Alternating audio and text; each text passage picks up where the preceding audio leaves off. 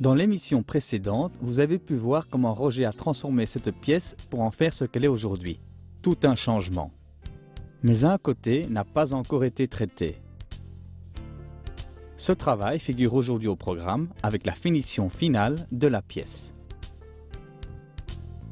Pour fermer ce trou et d'une façon fonctionnelle encore bien, j'ai fait fabriquer une armoire qui utilise l'espace disponible de façon optimale. Et si vous me connaissez un peu, vous ne serez sûrement pas étonné d'apprendre que j'ai choisi un système à monter. J'économise ainsi une belle somme. En fait, c'est également un petit travail plaisant, si tous les éléments sont réalisés sur mesure. Roger doit donc uniquement monter. Assembler une armoire comme celle-ci de Fixco est donc réalisé en un rien de temps. Le premier travail est de visser les taquets dans les avant-trous. C'est possible avec un tournevis manuel ou avec une petite machine dont vous pouvez contrôler la puissance. Pour les deux extrémités de l'armoire, Roger a commandé des panneaux finaux en plus. Ceux-ci doivent être de niveau, mais pas besoin de visser au mur. En cours de construction, l'armoire formera un solide ensemble par elle-même.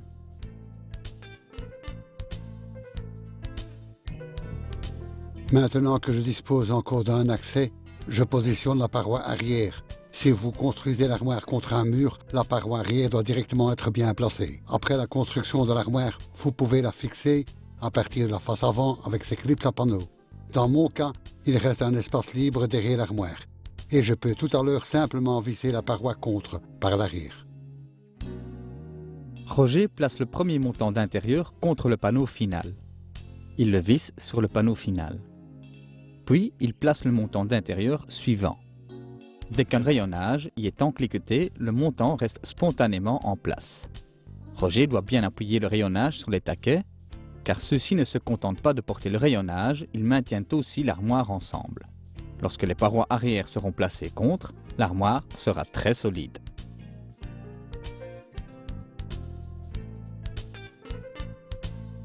Et elle est déjà de plus en plus solide au fur et à mesure que l'on place davantage de tablettes.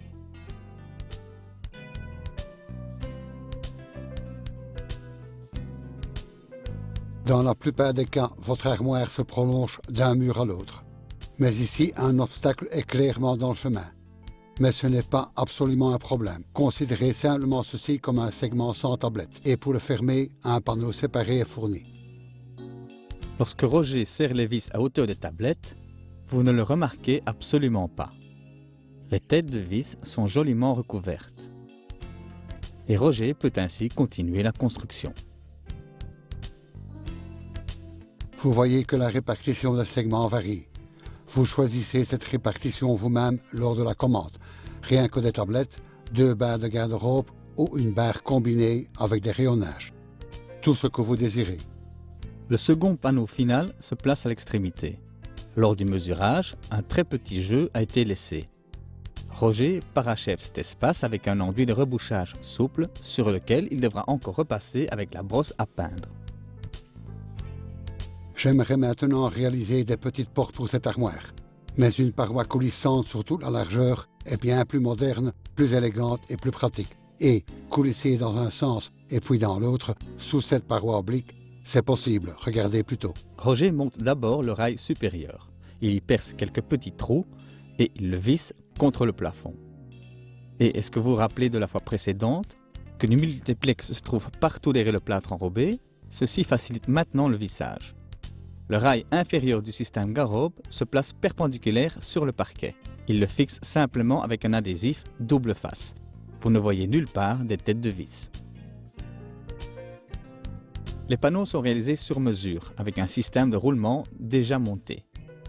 Il y place d'abord le dessus, puis le dessous. La bande de caoutchouc qui maintenait les roues en hauteur peut maintenant être retirée. Ensuite, il place le panneau avant et le panneau oblique. Il peut les ajuster avec la vis de réglage afin qu'ils soient parfaitement perpendiculaires. Dès que le panneau oblique coulisse, il n'a plus d'appui au-dessus. C'est pourquoi Roger fixe un rail supplémentaire sur l'armoire.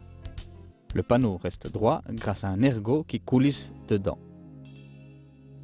En guise de finition, Roger dégraisse les poignées et colle un joint brosse. De cette façon, les portes se ferment en douceur l'une contre l'autre et contre les panneaux finaux. Si vous pouvez travailler avec des éléments réalisés sur mesure, le montage est bel et bien rapide. Cette paroi est totalement achevée et je peux m'attaquer à l'éclairage de la pièce. Roger choisit deux sortes d'éclairage dans la pièce.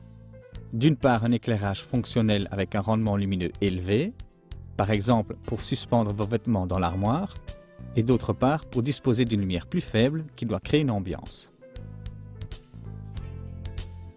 Avec l'éclairage mural, un ciel étoilé s'illuminera dans le plafond lisse. Pour cela, je dispose de 36 lampes LED distinctes que j'intégrerai avec une répartition maximale. J'ai d'abord cherché une belle répartition avec des morceaux d'adhésif. Roger sait maintenant où il doit percer des trous. Pour le montage des LEDs, il doit bel et bien se glisser au-dessus du plafond, ou vous les montez au moment où vous placez le plafond. Chaque set de 6 lampes est pourvu de sa propre fiche. Parmi les lampes murales se trouve une lampe économique spéciale qui diffuse cependant une lumière chaude. Et les LEDs consomment aussi très peu. Pas de problème donc pour laisser longtemps brûler l'éclairage d'ambiance. Je veux des rideaux occultants comme décoration de fenêtres. Mais en raison du toit oblique, le rideau complet doit pouvoir s'ouvrir par ici. Pour réunir tout ce tissu sur ce petit espace, vous avez besoin de tissu polyester.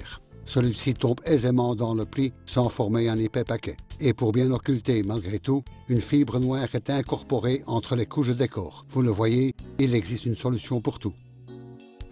Roger vise d'abord le rail. Il nous a encore donné ce conseil. Choisissez un rail en acier ou en aluminium. Les supports y glissent bien plus facilement que dans le plastique.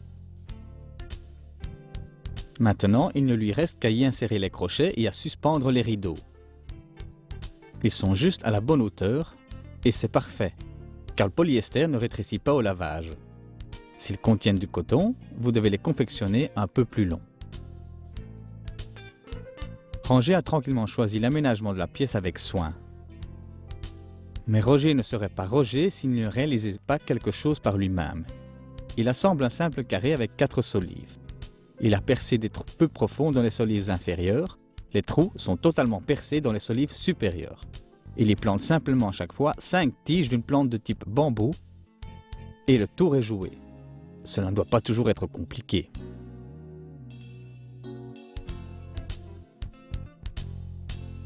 Et il a fabriqué une petite table basse avec des solives similaires, avec une plaque de verre insérée pour préserver la légèreté du concept.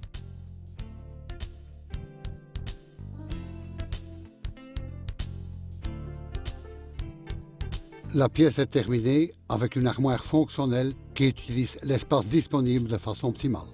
Et le grenier est encore aisément accessible via une petite porte de fabrication artisanale et discrète.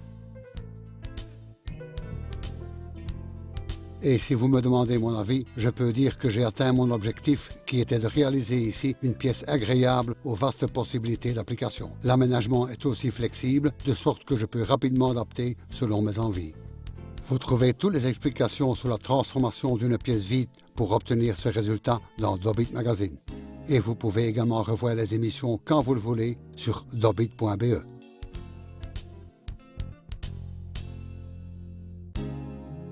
Et n'oubliez pas, ce que vous faites vous-même, vous le faites généralement mieux. À la prochaine fois.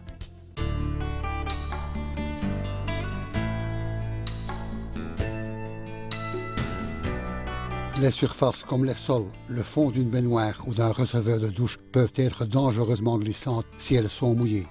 Et vous ne seriez pas le premier à effectuer une chute douloureuse avec toutes les conséquences qui en découlent. Pour éviter cela, vous pouvez traiter les surfaces lisses avec ce vernis antidérapant invisible. Roger nettoie d'abord la surface à fond, de sorte que tous les restes de graisse de savon et de calcaire ont disparu, protège une zone avec de l'adhésif et déroule le vernis dessus. Directement après, l'adhésif peut être retiré. Le produit sèche vite et on peut marcher dessus dès le lendemain. Avec une seconde couche, vous pouvez encore renforcer l'effet antidérapant. Cet antidérapant Atmos n'attaque pas le support, peut être retiré à tout moment et adhère sur toutes les surfaces lisses, comme l'émail, le marbre, les dalles, l'acrylique et ainsi de suite.